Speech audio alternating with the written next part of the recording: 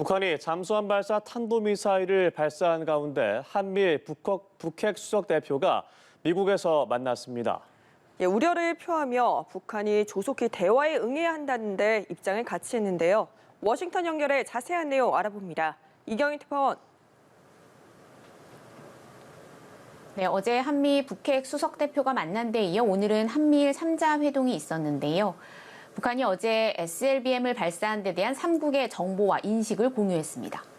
노규덕 외교부 한반도 평화교섭 본부장은 한미일이 한반도 정세의 안정적 유지가 중요하다는 데 의견을 같이 했다고 밝혔습니다.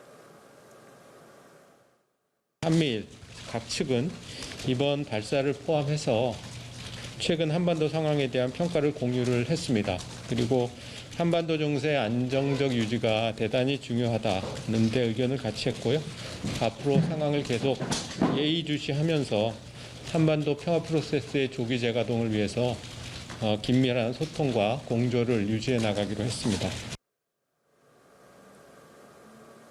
협의에서는 미사일 발사가 계속되는 상황이 북한을 대화로 이끌어내는 데 부정적인 영향을 미칠 수 있음을 우려하는 목소리도 나온 것으로 알려졌는데요.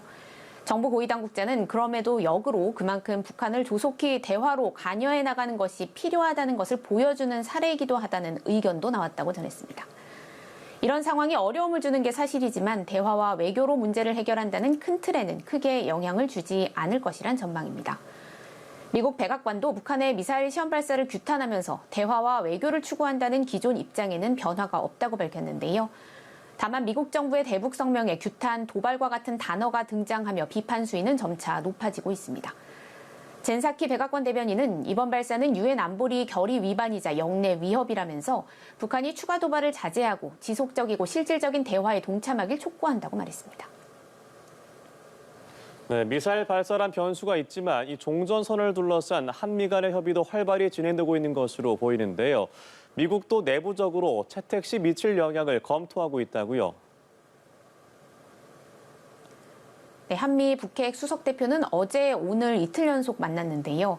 정부 고위 당국자는 종전선언이 북한과의 대화를 시작하기 위한 계기로서 상당히 유용하다는 한미 간 공감대가 있다고 전했습니다. 북한이 미국이 여전히 적대적이라고 주장하는 가운데 신뢰 구축 수단의 하나로서 적대 의사가 없다는 걸 보여주는 좋은 조치가 될 수 있다는 차원에서 접근하고 있다는 설명입니다. 미국 내부적으로도 성명 채택 시 어떤 영향이 있을지 검토가 필요하다고 보고 심도 있게 검토 중이라고 설명했는데요. 이와 관련해 한미 당국은 종전선언 채택에 대비해 일정 정도의 문안에 대해서도 협의하고 있는 것으로 알려졌습니다. 한미의 대북 인도적 지원과 관련해선 실무 협의가 거의 끝났지만 북한의 동의가 필요한 만큼 적절한 시점을 보고 있는 것으로 전해졌습니다.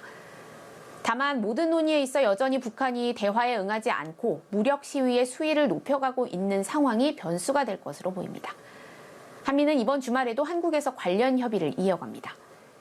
지금까지 워싱턴에서 전해드렸습니다.